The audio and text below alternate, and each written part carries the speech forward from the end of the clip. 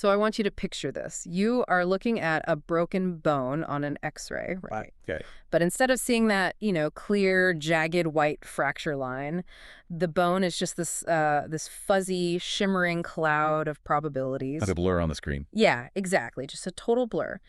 And you ask the doctor, hey, is it broken? And the doctor says, well, there's a 95% chance a fracture exists somewhere in that general area. But to know for sure, I need to run a supercomputer simulation for about 3 weeks. Which would be a completely terrifying thing to hear. Right. That nightmare scenario, that is essentially what quantum chemists and particle physicists deal with, like, every single day. It really is. We think of science as this realm of absolute precision, but at the fundamental level of reality, it's incredibly murky. It is. Well, it's the defining frustration of modern physics, honestly. Ah. We rely on statistical guesswork. I mean, it's incredibly sophisticated guesswork, obviously, but it's still just an approximation of reality rather than, a direct picture of it. Right. And if you're listening to this deep dive right now, you're probably someone who wants to peek behind the curtain of how the universe works. But you probably also absolutely loathe that feeling of impenetrable information overload. Oh, totally. The math gets dense fast. It really does. You want the aha moment without having to decipher like a giant blackboard full of probabilistic wave functions. Well, today's deep dive into our source material offers an alternative that is so audacious it almost feels like science fiction. It really pushes the boundaries. Hmm. The document we are analyzing today is titled, very simply, chemistry.pdf. Just chemistry.pdf. Yeah, just that. It was authored by George James Dukas, and it details a theoretical framework called Transdimensional Unified Field Theory, or TDUFT. Okay. And its central premise is to take all that fuzzy probability, all those quantum clouds you mentioned, and just completely erase them. Okay, let's unpack this. Our single mission today is to explore this text.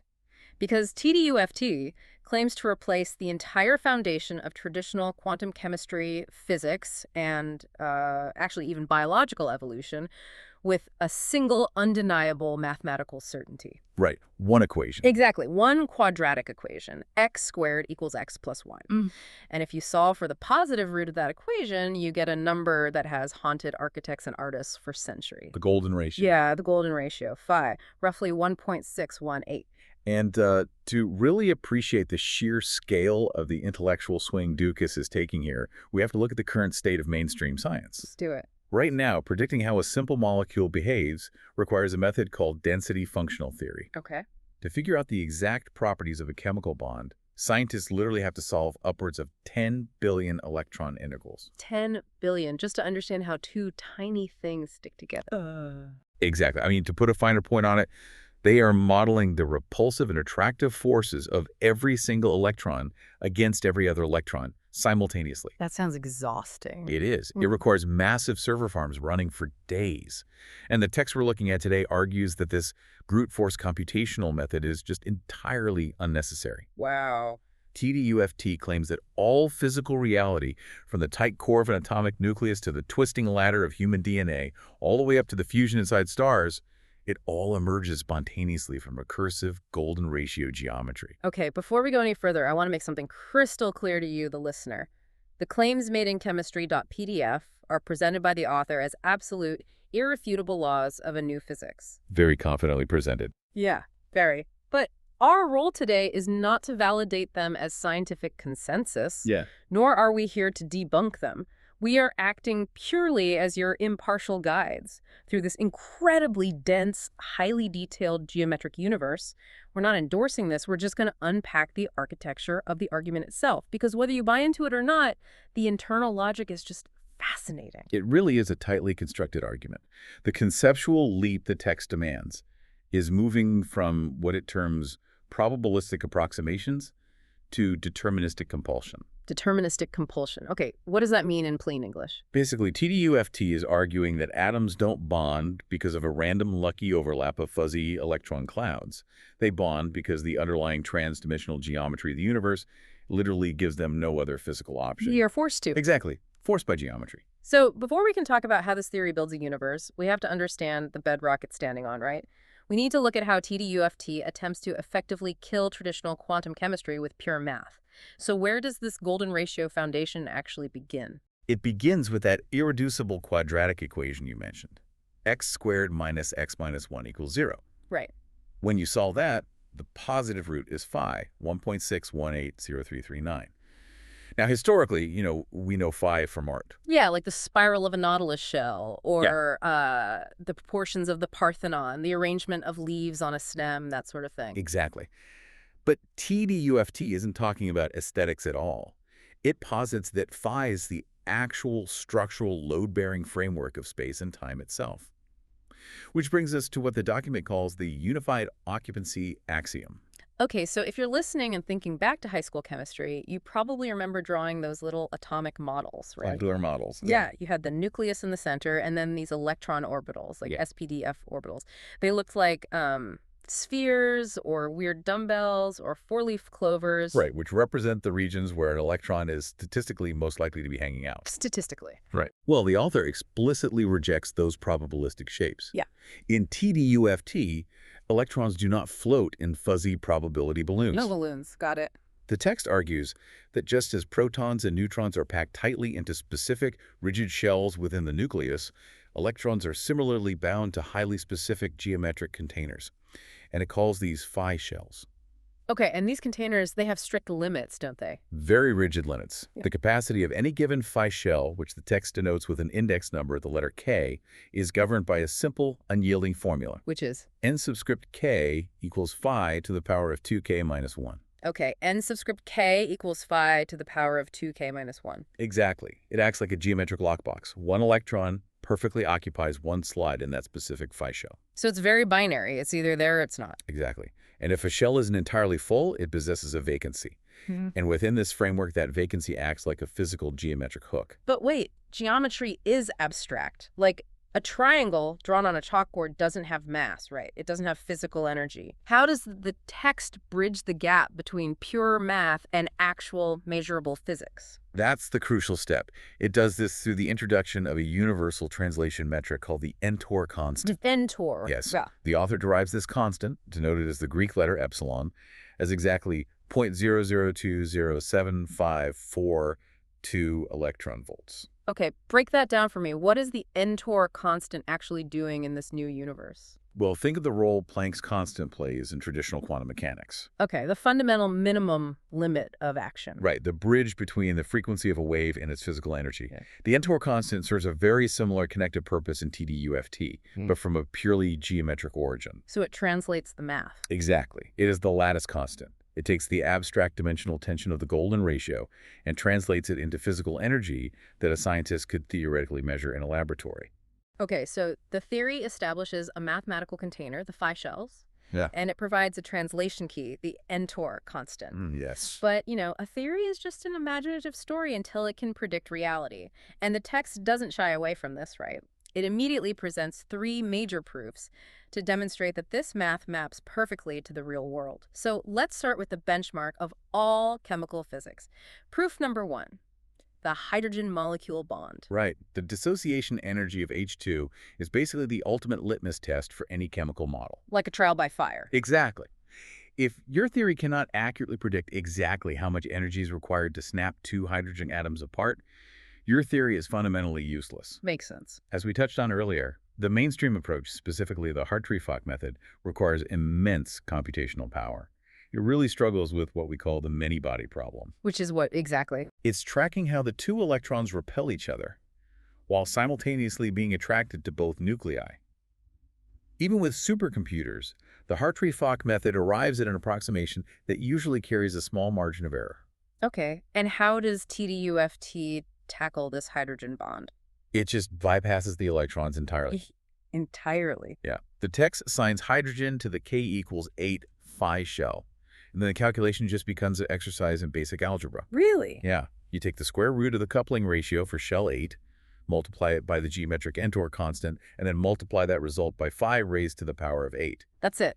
Just that. No integrals, no tracking electron repulsion. Just those 3 terms. You could literally run it on a standard pocket calculator in 10 seconds. Wow. And the output of that geometric formula is 104.2 kilocalories per mole. Which, if I'm reading the data correctly, is the exact experimentally verified reality of the hydrogen bond, 104.2. A near-perfect match with experimental data, yes. TDUFT derives this fundamental energy value, without invoking a single wave function. That is wild. The theory posits that the bond energy isn't a struggle of competing electromagnetic forces at all. Rather, it is simply the natural consequence of a standing wave interference pattern forming between two geometric vacancies at the k=8 shell level. Okay, if I'm trying to visualize this, it's like throwing out a massive convoluted cookbook that tells you to constantly tweak the flour and sugar ratios based on like the humidity and the altitude and the oven temperature, right? Right. You throw all that out because you found one single hidden line of code in the universe's software that perfectly bakes the cake every single time. That analogy perfectly captures the essence of the text's claim. Mainstream quantum chemistry is portrayed here as this empirical struggle guessing the recipe by throwing ingredients at a wall millions of times and just averaging out what sticks. Trial and error. Yeah. Exactly. TDUFT claims to possess the underlying source code of the oven itself. It attempts to shift chemistry from a science of empirical observation into a science of pure, unadulterated calculation. Which leads us directly into the second major proof offered in the text, which is the angle. Now, if you're listening and you've taken a chemistry class, you've probably heard of VS-Epure theory, valence shell electron pair repulsion. A staple of high school chemistry. Right. It's the foundational idea that electrons carrying negative charges naturally repel one another. So if an atom has 4 bonds, like carbon, those 4 electron pairs try to push away from each other as far as physically possible in 3-dimensional space, right? Which creates that specific pyramid-like shape called a tetrahedron. The tetrahedral angle, yeah. The VS-Epure theory relies on the physical force of electromagnetic repulsion to dictate that geometry. And through experimental observation, we know that the angle between these carbon bonds is roughly 109.5 degrees. Right. VS-Epure says, hey, we observe the angle, and the repulsion of negative charges is a logical enough narrative to explain why it exists. But TDUFT throws out the repulsion narrative entirely, right? Entirely. The text derives the angle from the pure mathematical projection of the k=6 shell, which is where carbon's valence electrons are mathematically assigned, projected directly onto 3-dimensional space. Okay, so no repelling forces at all? None. The formula involves calculating the arc assign of -1/3 derived from the specific geometric torsion of phi to the -8 times the square root of 5. Okay, I am really struggling with the visual here. If the electrons aren't pushing each other away like magnets, what causes the shape?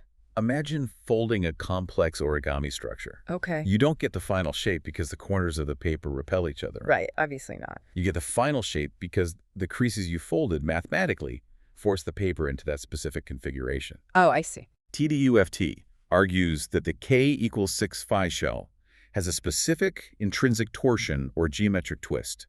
When 4 connections form within that shell, the underlying mathematical creases force them into an exact angle. And the output of the author's equation isn't roughly 109.5, is it? No, it is exactly 109.4712 degrees. It derives the precise tetrahedral angle without ever acknowledging that electrons even have a negative charge. That is just... It forces a massive reevaluation of causality in physics.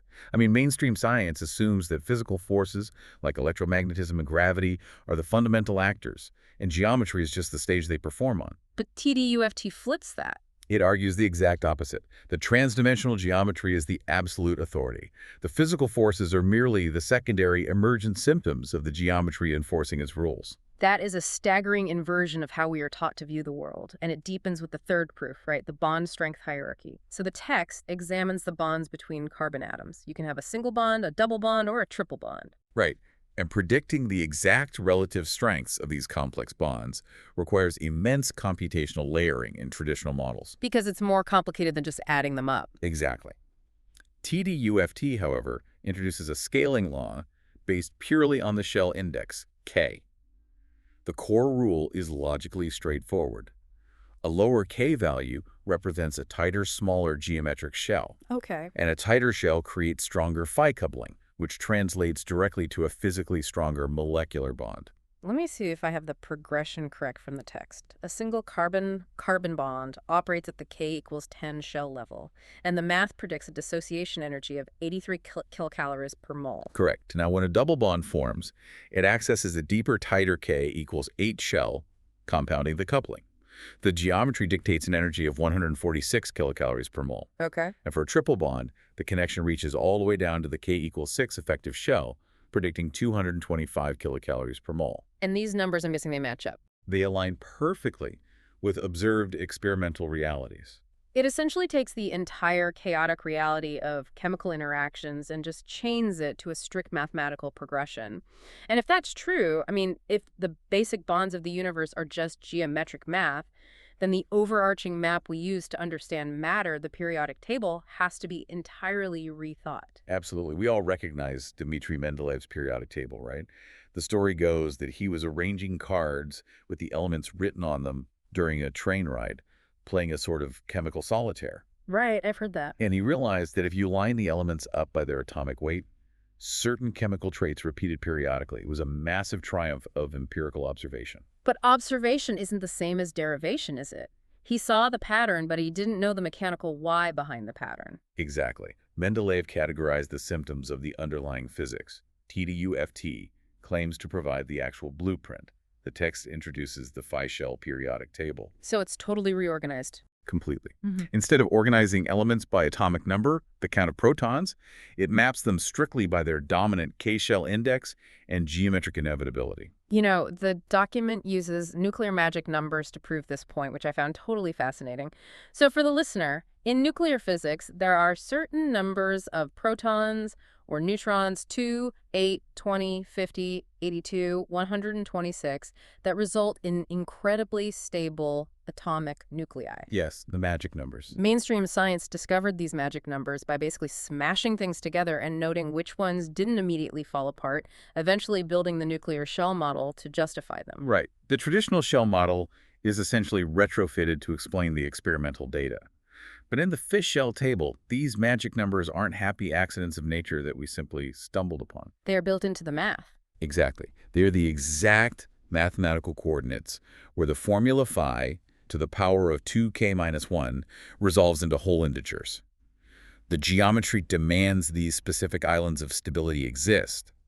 They are the closed phi shells, the subatomic equivalent of a perfectly sealed, indestructible vault. And this is where the implications go from theoretical to, well, prophetic. Because if you possess a mathematical formula that maps out the elements flawlessly, you're no longer just categorizing dirt and gas we've already dug up. No, you're looking ahead. You can extend the equation out where you can prophesy the existence of matter that hasn't even been born yet. And the text leverages this predictive power to chart what physicists call the super-heavy islands of stability. Right. Currently, the periodic table ends at element 118, oganesson, which is incredibly unstable and decays almost instantly. Mainstream theorists have long suspected that if we could push further, we might find a stable island of super-heavy elements. So TDUFT zeroes in on two of these predicted elements, starting with element 120, provisionally known as unbenillium. The Fischl math places this element squarely at the K equals 15 index. Right. The text predicts it will behave as an alkaline earth metal, somewhat like barium or radium, but with a mind-bending density exceeding 25 grams per cubic centimeter. And it doesn't stop at merely describing it. The document outlines a targeted synthesis roadmap, actually setting 2026 as the target year for its creation. A roadmap? Yes, it specifies a hot fusion pathway, bombarding a californium-249 target with a highly accelerated beam of titanium-50 ions. The transdimensional geometry suggests that the K equals 15 shell closure will create a massive local energy minimum. Like a sweet spot. A gravitational-like sweet spot that will bind this massive cluster of protons and neutrons together long enough for us to verify its existence. Okay, hold on. Let me play devil's advocate here for a second. I hear bombarding a target with an ion beam. But what does that actually look like in a real lab? How practical is this? Aren't particle accelerators basically just firing subatomic shotguns in the dark and hoping two bullets hit each other perfectly? The difficulty really cannot be overstated. When synthesizing super-heavy elements, the probability of a successful collision and fusion is measured in cross-sections, specifically in units called picobarns. Okay, what is a picobarn? Put that in human terms for me. Imagine trying to shoot a bullet out of the air with another bullet. Hard enough. Now, imagine doing it blindfolded. From a mile away, while standing on a boat in a hurricane. Okay, wow. A picobarn is an unfathomably small target area. Physicists run massive particle accelerators like those at Riken in Japan or GNR in Russia for months at a time, firing trillions of ions just to produce maybe one or two fleeting atoms of a new element. If the odds are that astronomical, how does TDUFT actually help them? Because without TDUFT, facilities are largely relying on trial and error to find the right combination of bullets and targets. The text claims that by understanding the Feshel resonances, physicists no longer have to guess. They have an exact geometric target. You know what to aim for. Exactly. They know precisely which isotopes of titanium and californium will perfectly align their internal vacancies to maximize the chance of fusion. It attempts to turn a chaotic subatomic lottery into a precision sniper shot. The ambition is just staggering, and it goes even further with element 126, unbihexium. The text refers to this as a double magic nucleus. Yes, sitting at the K equals 17 shell, but powerfully interacting with the K equals 16 neutron shell. Double magic. Right, a double magic nucleus where both the proton count and the neutron count independently hit closed, steeple shell numbers, is basically the absolute holy grail of nuclear physics. Wow. Think of lead-208. This double magic nature is what makes it the stable endpoint for so many highly radioactive decay chains. It is essentially indestructible under normal earthly conditions. So what does the math predict for element 126 then? TDUFT predicts that certain specific isotopes of element 126 will be the longest-lived, super-heavy nuclei ever manufactured by humanity. Instead of decaying in microseconds, the geometry implies they could last for seconds, minutes, or perhaps exist indefinitely. Okay, so let's zoom out for a minute. The text claims to have the math that dictates chemical bonds, and it uses that math to draw a perfect map of all possible elements.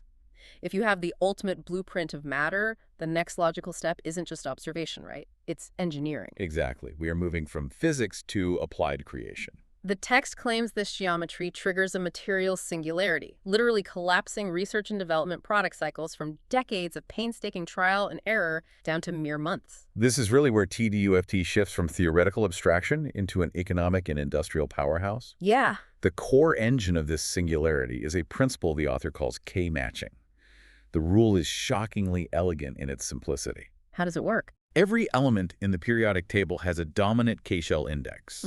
If you want to know if two elements will bond together to form a stable material, you simply calculate the difference between their K-shells. And that value is termed deltec.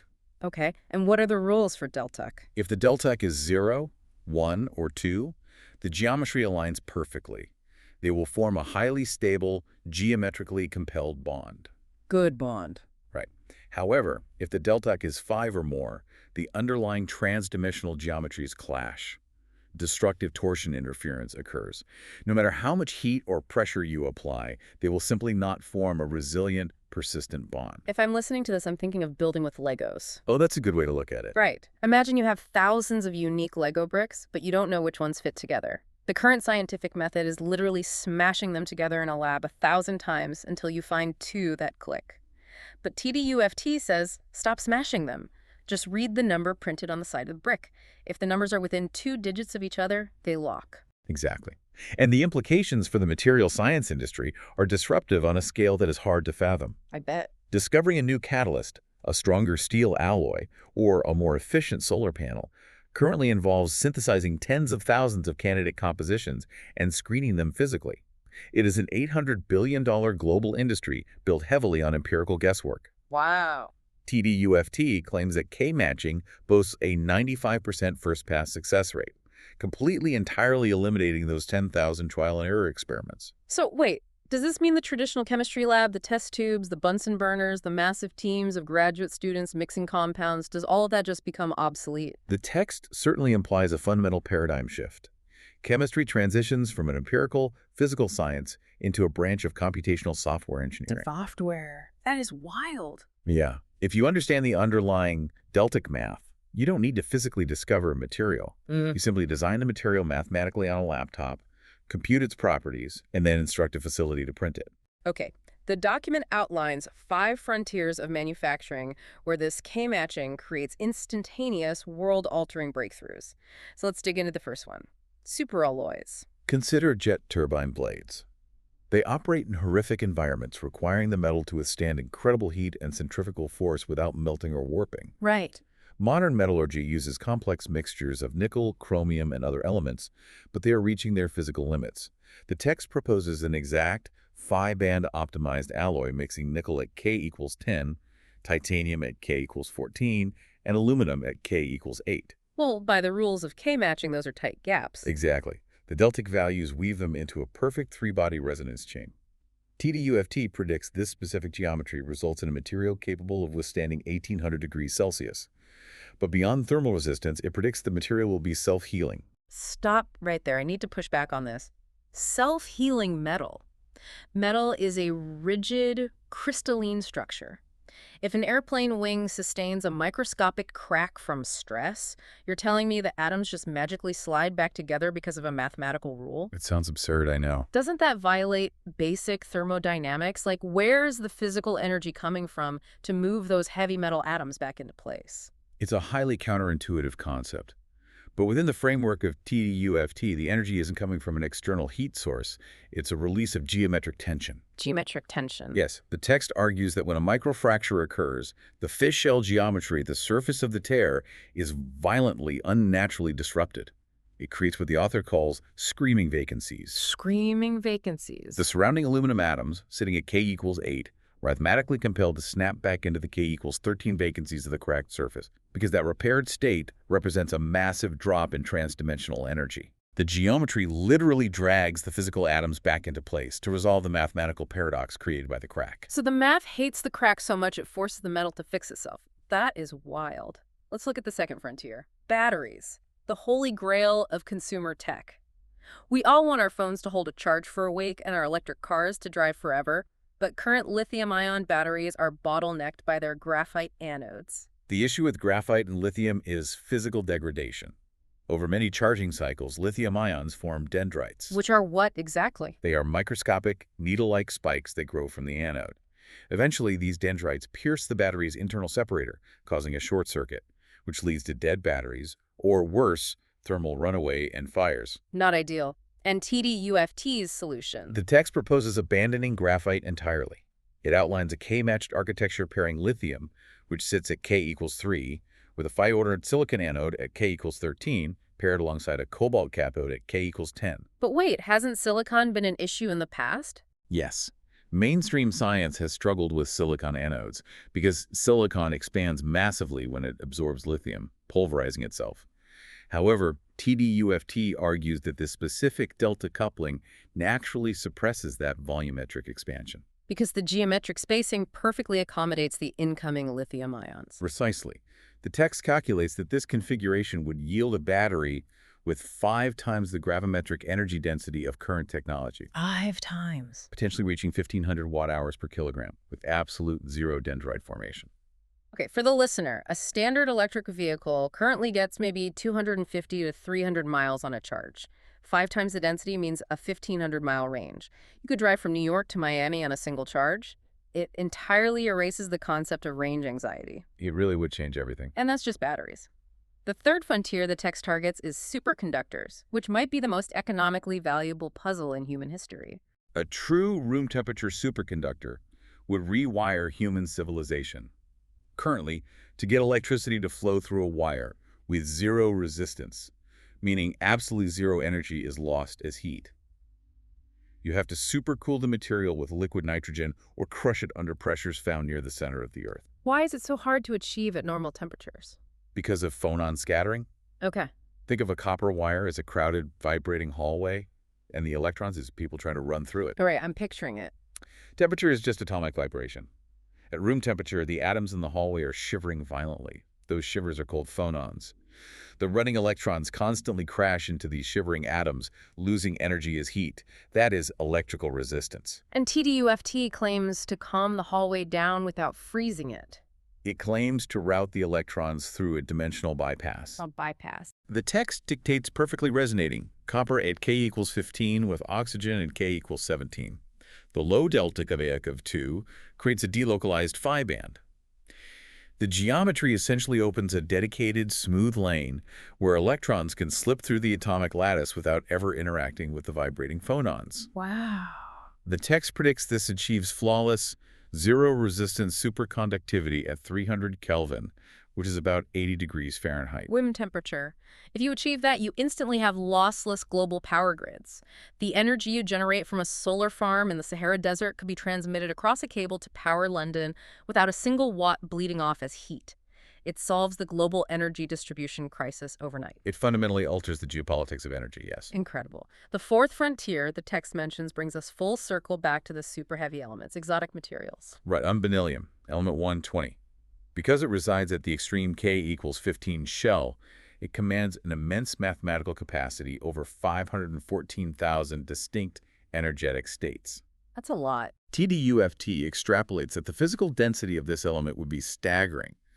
But more importantly, its tensile strength would be completely unprecedented in the natural universe. The text predicts a tensile strength exceeding 10,000 gigapascals. Let me give you some context for 10,000 gigapascals. Yeah. A strand of spider silk is famous for being incredibly strong. Carbon nanotubes, which are the current bleeding edge of material science, max out at around 300 gigapascals. Right. The math here predicts a material over 30 times stronger than a carbon nanotube. And the author is highly specific about the application. A material of that strength isn't just for building better bridges. It is explicitly the strength required to draw filaments for a space elevator tether. A space elevator, like a physical cable anchored to the Earth, stretching 22,000 miles up into geosynchronous orbit, allowing us to just ride an elevator into space instead of riding controlled explosions like we do now. It is the ultimate infrastructural leap. It transitions a species from planetary confinement to a true interplanetary civilization, all unlocked by solving x squared equals x plus 1. Okay, my mind is thoroughly blown by the industrial applications. We've used this geometry to build 1,800-degree self-healing engines, perfect batteries, lossless power grids, and a ladder to the stars. That feels like a solid day's work for one equation. It certainly does. But this is where the text takes a massive, almost unsettling pivot. Because if this pristine, perfect geometry governs the cold, hard world of metals and vacuums, does it apply to the messy, squishy, organic stuff? Does this math govern life? This is perhaps the most audacious bridge the theory builds. It moves from inorganic chemistry directly into biology. Okay. The text asserts that biological life is not the result of random, chaotic evolutionary mutations accumulating over billions of years. It claims that DNA itself is a strict mathematical compulsion dictated by food torsion geometry. Break down how the math builds DNA for us. We know DNA is made of carbon, nitrogen, oxygen, hydrogen. Let's focus on the backbone. Carbon sits at K equals 6. Nitrogen sits at K equals 7. The text argues that when you link elements with a delta of 1, the underlying transdimensional phi shells assert a very specific physical torsion, a twist. And the text literally calculates the angle of this twist using the golden ratio. It derives the exact structural parameters of the DNA double helix straight from the mathematical properties of the K equals 6 and K equals 7 shells. It calculates the torsion angle as exactly 34.3 degrees of twist per base pair. And the height? Furthermore, it applies a golden ratio scaling calculation to determine the vertical distance, yielding a rise of exactly 3.32 angstroms per base pair. If you know your history of science, those numbers should give you goosebumps. In the 1950s, Rosalind Franklin used X-ray crystallography to take a physical picture of DNA, the famous photo 51. Watson and Crick used that photo to measure the physical shape of the molecule. The measurements they took from reality are roughly 34.3 degrees and 3.4 angstroms. Right. Biologists have historically treated the shape of DNA as a brilliant functional accident of evolution. TDUFT strips away the accident. It states that DNA looks like a twisting ladder because the golden ratio mathematically forbids it from taking any other shape. And it doesn't stop at the shape. It claims to explain the actual code, the letters of DNA. Adenine, thymine, guanine, cytosine. Like, why does adenine only ever pair with thymine? Why not cytosine? Mainstream biology explains Watson-Crick base pairing through hydrogen bonding and physical shapes fitting together like puzzle pieces. Right. TDUFT reduces it to simple K matching. The text categorizes the purine bases as being K equals 7 dominant, and the pyrimidine bases as K equals 6 dominant. The deltec is 1. Oh, I see. The text asserts that this specific deltec is the only geometrically stable resonance pattern that allows the helix to maintain its phi torsion without collapsing. If you're listening to this, you have to realize what the text is implying here. Are we just walking, talking organic computers, executing a mathematical script? because the document actually refers to the DNA backbone as a 27.3 gigahertz computational bus. That is precisely the terminology used. The author calculates the frequency of electron torsion propagation as it travels along the carbon-nitrogen chain of DNA, and the math resolves exactly at 27.3 gigahertz, which falls squarely in the microwave band. The text frames the human cell not as a wet bag of chemicals, but as a massively parallel transdimensional phi-shell processor. And if you understand the architecture of a processor, you can write new software for it, right? The text introduces a concept called phi biology, starting with a massive upgrade to gene editing, CRISPR-Phi. CRISPR-Cas9 is already a revolutionary tool. It allows scientists to cut DNA and insert new genetic code. But it uses a guide RNA to find the target sequence of letters. And it's not perfect. No, sometimes it makes mistakes. It finds a sequence that looks similar and makes an off-target cut, potentially causing devastating mutations or cancer. Right. The off-target rate is a massive bottleneck for human therapies. It sits around maybe 1% in some applications. The text proposes utilizing K-shell targeting. Instead of relying solely on matching the chemical letters, the Cas9 protein would be engineered to compute the local Phi coherence score of the DNA segment. Wow. It would only execute the cut if the geometric torsion matches the mathematical blueprint flawlessly. The text boldly predicts this would plummet the off-target error rate to 0.001%, transforming gene editing into a flawlessly precise engineering discipline. Which leads seamlessly into the text's vision for the future of transplants, organ bioprinting. Right now, the biggest hurdle to saving a life with the transplanted organ isn't the surgery itself, it's the aftermath, right? Rejection. Yeah. Your immune system is designed to attack foreign invaders. It looks at the new kidney and says, "This isn't us, destroy it." Conventional medicine combats rejection by heavily suppressing the patient's immune system with drugs, leaving them vulnerable to every passing infection. TDUFT approaches the problem through pure geometry. Of course it does. Immune rejection is fundamentally driven by a mismatch in the cell surface proteins, specifically the major histocompatibility complex, or MHC. The text reframes this interaction as a Phi-shell torsion conflict. So it's about the delta again. Exactly. If the delta variance between the donor organ's tissue and the recipient's T cells is 3 or more, the transdimensional geometry clashes, and an immune attack is mathematically triggered. So the solution is printing a zero-rejection organ. You use a computer to calculate the exact K-shell vacancy profile of the patient's immune system. Then you 3D print an organ scaffold where every single cell surface protein is mathematically K-matched to the recipient with a deltac of 0. Exactly. To the patient's T cells, the printed organ is immunologically invisible because it geometrically resonates in perfect unison with the rest of the body. And because you are constructing the organ from a calculated blueprint rather than harvesting it, the text suggests the capacity for extreme biological enhancements. This is where we cross into transhumanism. The text says you could intentionally boost the density of iron, which sits at K equals 26 in the printed tissue of the new organ. It claims that by manipulating the transdimensional vacancies, this engineered tissue could hold 3 times the oxygen capacity of a normal human organ. It's unbelievable. You could dive into a pool and hold your breath for 45 minutes without suffering any brain damage. Or you could weave extra zinc and sulfur into a printed liver, granting it the geometric capacity to perfectly detoxify heavy metals in real time. The implications are profound, but the text also uses this geometric logic to look outward, to the stars. Astrobiology. Yes. It raises a fascinating question. If the K equals 6 and K equals 7 shells dictate carbon-based life here on Earth due to our specific temperature range, could the fish shell math force life to emerge from different elements under radically different conditions? Enter the concept of silicon-based life. We've seen this in science fiction for decades, the idea of rock monsters or crystalline aliens, but mainstream astrobiologists usually dismiss silicon. They argue that silicon bonds are too rigid, they lock up into tight crystals like quartz, and can't form the long, flexible, twisting chains required for complex biology like DNA. TDUFT argues that rigidity is entirely relative to environmental temperature.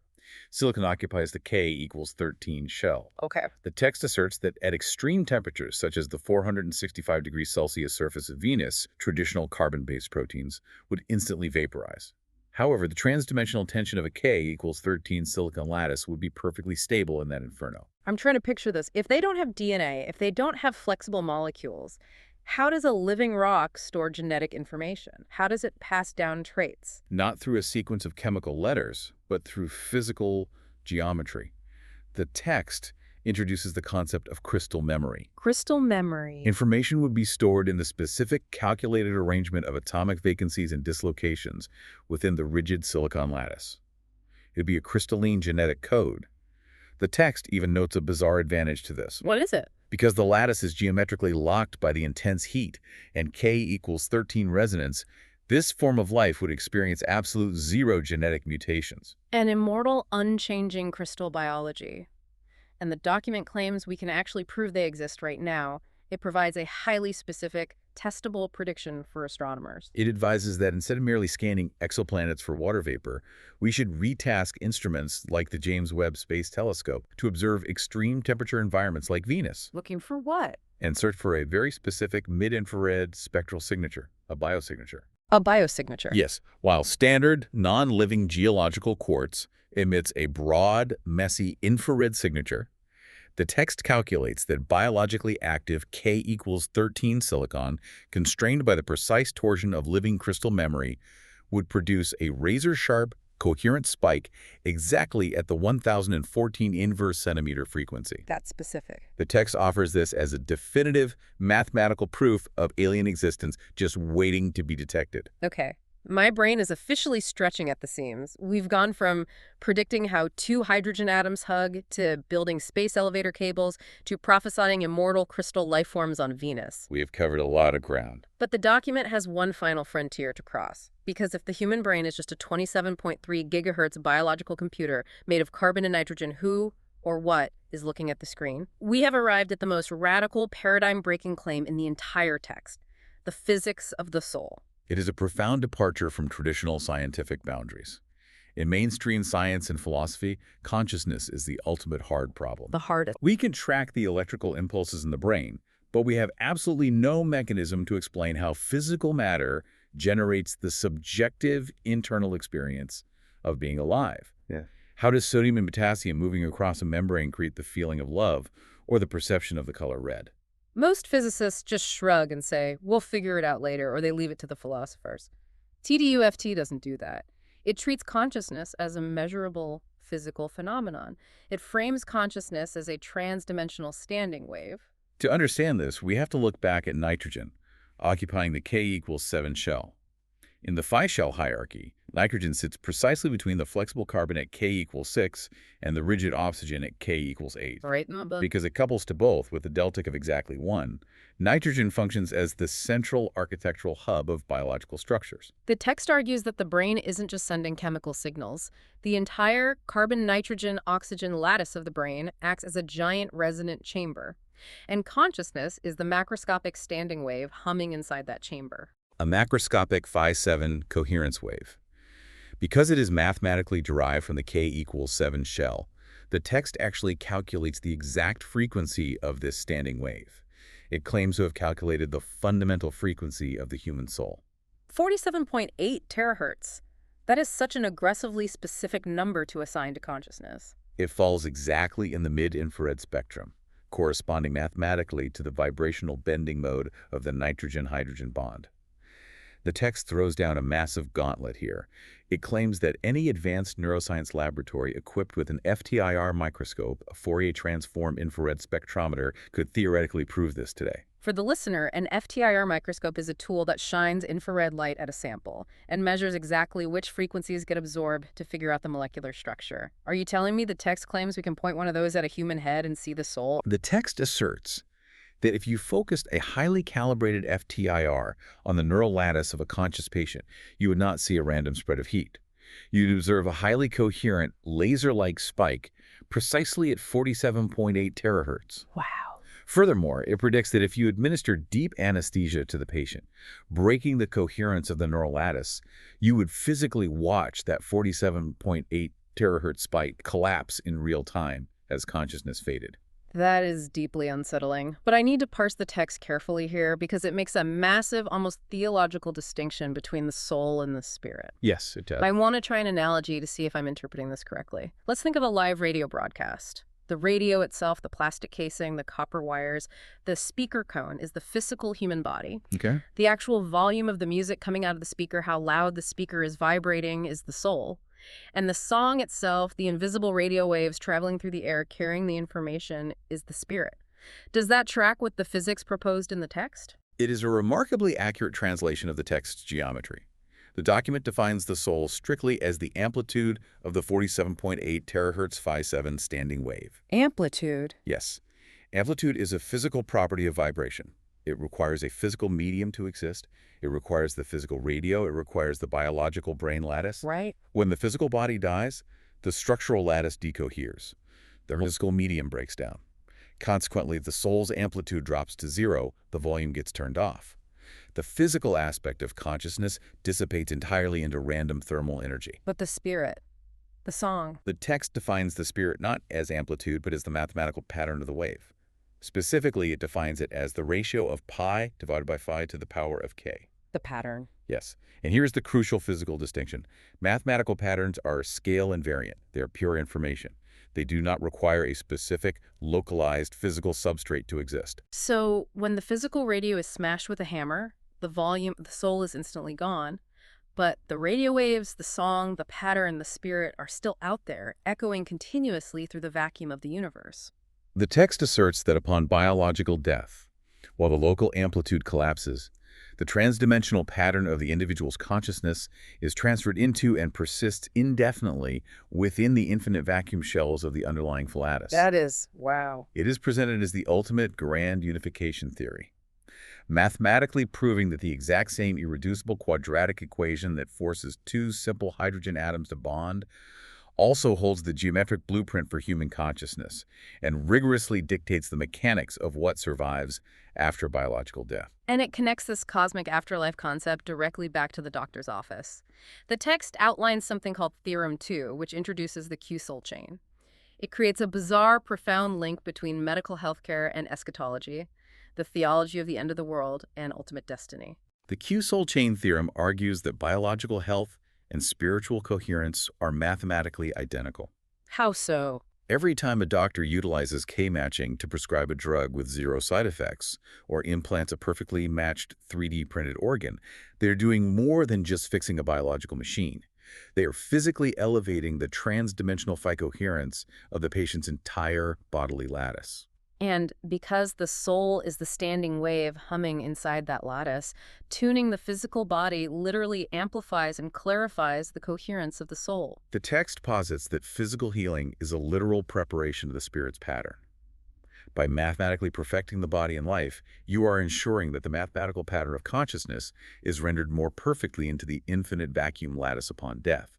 It erases the boundary between the hospital and the temple. This document is absolutely relentless. It does not leave a single stone unturned. From the heat of the Big Bang to the cold vacuum of the afterlife, it just paves over the entire mystery of existence with the golden ratio. It demands a totalizing shift in worldview. It forcefully rejects the idea that you live in a chaotic soup of quantum probabilities and random, meaningless evolutionary accidents. Right. It demands that you view the universe as a perfectly tuned, rigidly deterministic, transdimensional geometric puzzle. Every element forged in a star, every chemical bond in your coffee cup, every fleeting thought of love or fear you experience is framed as the inevitable consequence of x squared equals x plus 1. To summarize the wild, sprawling journey we've been on today, we started with a single, elegant quadratic equation. We watched that equation bypass decades of massive supercomputer approximations to perfectly derive the exact energy of a simple chemical bond. In the periodic table. Right. We saw it completely rewrite the periodic table, prophesying the existence of ungodly dense supermetals. We explored how it could collapse global R&D to print self-healing jet engines, perfect batteries, and tether cables for space elevators. And then biology. Yes, we discussed how it maps the twisting geometry of DNA, paving the way for zero-rejection designer organs and unkillable crystalline life on Venus. And finally, we saw it attempt to derive the fundamental frequency of the human soul, measuring the math of consciousness at exactly 47.8 terahertz. It's a lot to take in. If you are listening to this right now, driving in your car, or going for a run, or making dinner, I just want you to pause and absorb the staggering, heavy implications of what George James Dukes is proposing. If even a fraction of this document is true, if this radical theory maps to reality, then the universe is not hiding its secrets in a fog of unpredictable quantum chance. The universe has a source code. It is waiting for us to read it. We don't have to guess in the dark anymore. We just have to do the math. And if we do the math, we have to confront a profound philosophical shift regarding our own agency within that universe. The text closes with a meditation on the arrow of time. The arrow of time. It defines time not as a flowing river, but simply as the outward sequential filling of these geometric golden ratio shells, moving deterministically from the lowest K index outward to infinity. If time itself is just the inevitable, rigid geometric expansion of an equation, it begs the question. Which is? Are we actually making choices? Or are we merely geometric inevitabilities, complex patterns unfolding exactly and only as the math demands? The next time you look down at your own hand, ask yourself, are you looking at biology, or are you just beautifully arranged transdimensional math? Or, to bring it all the way back to the doctor's office at the beginning, maybe the X-ray machine isn't broken after all. Maybe it's not a fuzzy cloud of probabilities. Maybe we've just been looking at the wrong kind of film.